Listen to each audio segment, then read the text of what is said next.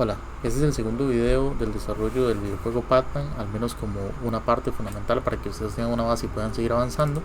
Y como ya había comentado en el primer video, lo primero que vamos a hacer es construir una clase base entidad que nos va a servir como una base para construir cualquier otro elemento que se dibuje en pantalla.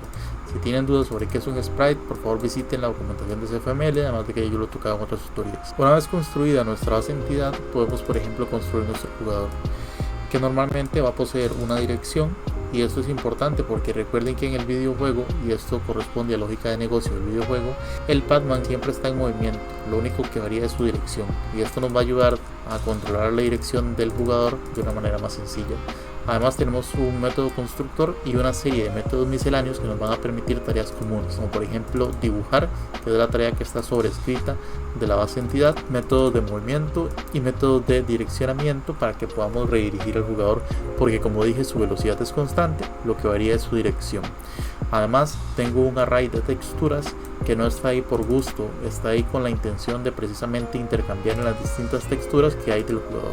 Y bueno, muchos otros atributos que ya había mencionado anteriormente y cuya funcionalidad es obvia, como la cantidad de vidas, la velocidad del jugador, si está en modo superpoder y la dirección que tiene en ese momento.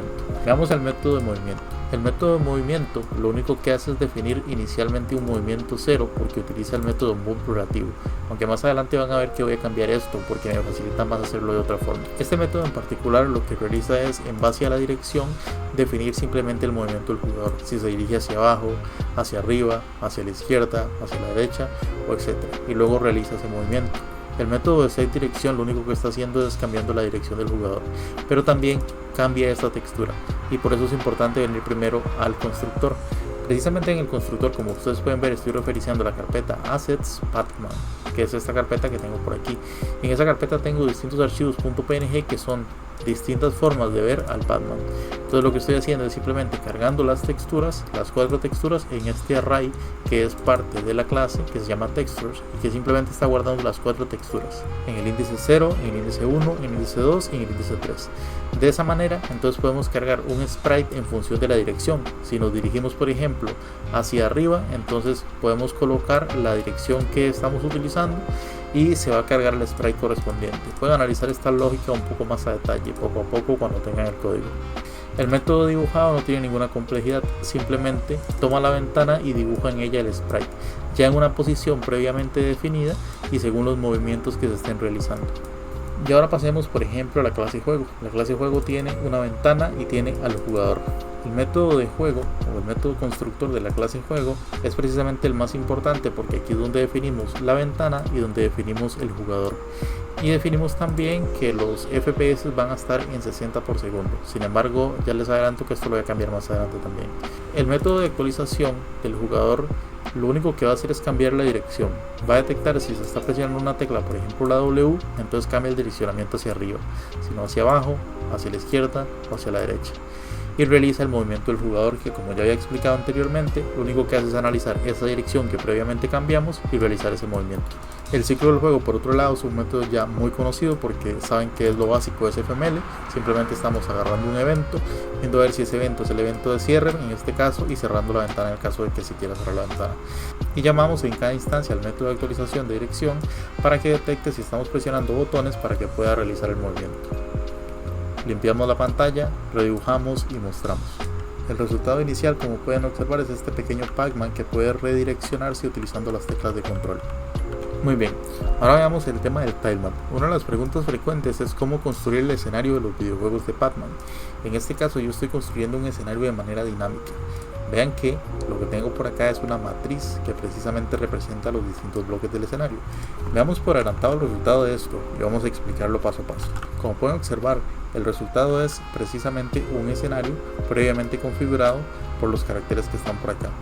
Para lograr esto, como es evidente, estoy construyendo una matriz que perfectamente podría ser una matriz común que esté llena con números, pero yo estoy construyendo una matriz de strings porque ya de por sí un string en sí mismo es un array y por tanto estoy construyendo un array de arrays cuando construyo este elemento.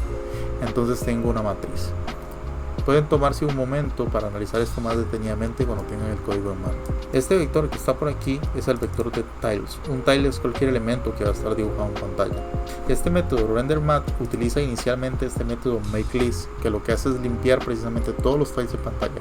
Es decir, inicia asumiendo que no existe ningún elemento en pantalla y luego lo que hace es recorrer la matriz y si encuentra un elemento concreto construye un tile.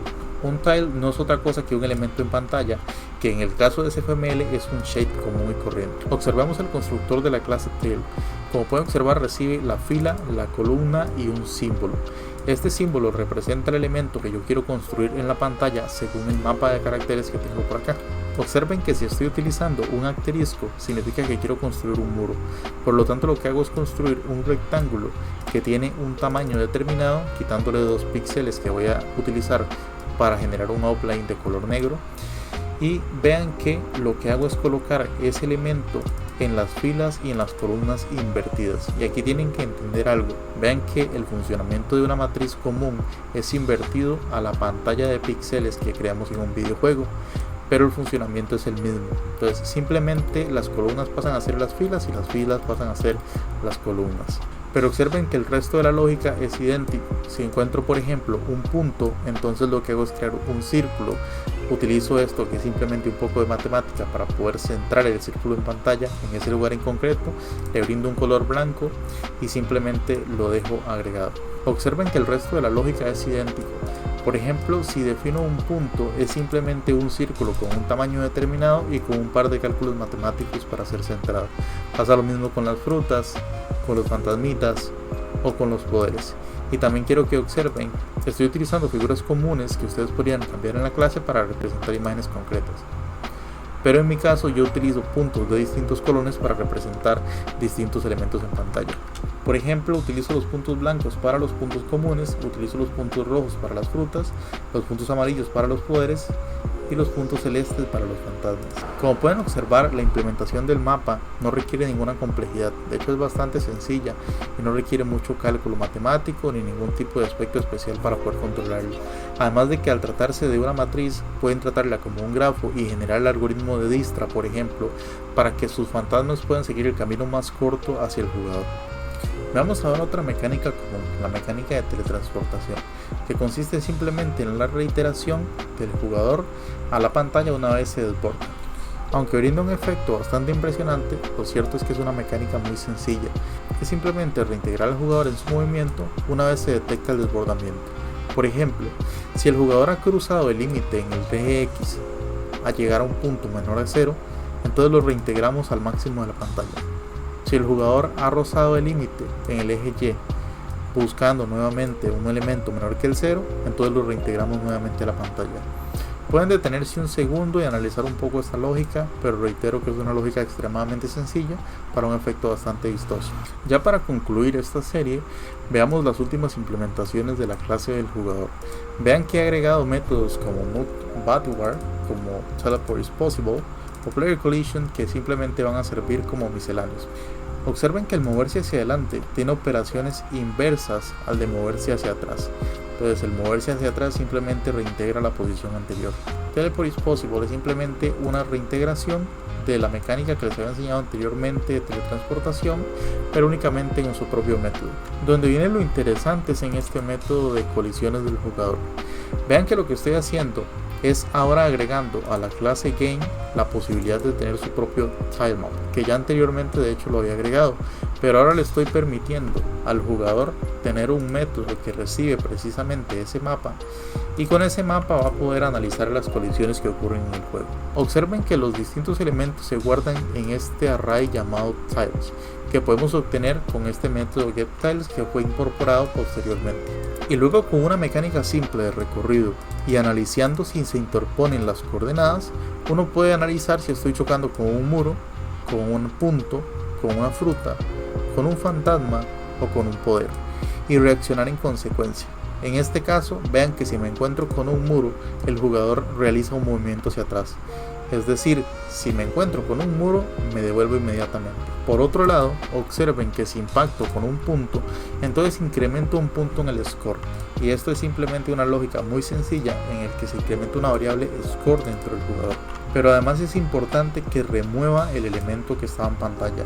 Recuerden que precisamente el método de mapeo lo que hace es utilizar este array para construir absolutamente todo el escenario. Por tanto, cualquier modificación que reciba este array va a impactar directamente en la construcción del juego. El método removeTile lo único que está haciendo es eliminando, por ejemplo, un punto que fue recolectado dentro del juego. Entonces modifica el array del escenario y el escenario se reintegra sin ahora ese elemento. Como pueden observar, no es distinto para todo lo demás. Podemos, por ejemplo, remover cuando el jugador recolecta una fruta o remover cuando el jugador elimina un fantasma, pero les dejo esa lógica a ustedes. Antes de continuar, quiero aclarar un pequeño error mío. Si ustedes analizan esta imagen, se van a dar cuenta que tiene concretamente 16 píxeles, tanto de ancho como de alto. El problema está en que el mapa se construyó también pensando en 16 píxeles, como pueden observar por aquí. El problema está en que inicialmente, algunas veces, cuando ustedes tienen un bloque y luego otro bloque, lo ideal sería esto, que este sea por ejemplo el Pac-Man y que esto sea por ejemplo el bloque, de manera que no están colisionando. El problema es que como los dos miden 16 píxeles, el Pac-Man se empieza a construir inmediatamente en el píxel número 16 y por tanto están siempre colisionando. Entonces, para evitar esto, hay dos formas de hacerlo, y que es el error que yo cometí. Mi error fue haber seleccionado precisamente una imagen que era demasiado grande. Entonces, para solucionarlo, ustedes podrían utilizar una imagen que reduzca la cantidad de píxeles para que no se choque, o podrían simplemente reducir la escala. Yo reduje la escala para que el Pac-Man sea un poco más pequeño y pueda entrar en los distintos espacios. El resultado final es una base para que ustedes puedan construir su propio videojuego de Pac-Man, como pueden observar, teniendo la mecánica de desplazamiento, la mecánica de teletransportación, e incluso podemos estar recogiendo los puntos. Y vamos a colisionar con las distintas paredes que hay dentro del mapa. Pero lo incómodo es, como ya les decía, como tal vez a veces hay un problema de suavizado en los movimientos, tendrían que ustedes implementar un algoritmo de detección más avanzado para que no tenga que estar chocando directamente con las paredes y sea muchísimo más fácil de controlar. Pueden aumentar criterios como velocidad o lo que ustedes deseen. Pueden tratar de tomar los mapas desde un archivo, por ejemplo, para que ustedes los carguen de manera dinámica. Pueden tratar de colocar al jugador en otros puntos. Hay muchísimas acciones que ustedes podrían hacer. Ya queda a su criterio totalmente cuál va a ser la próxima modificación.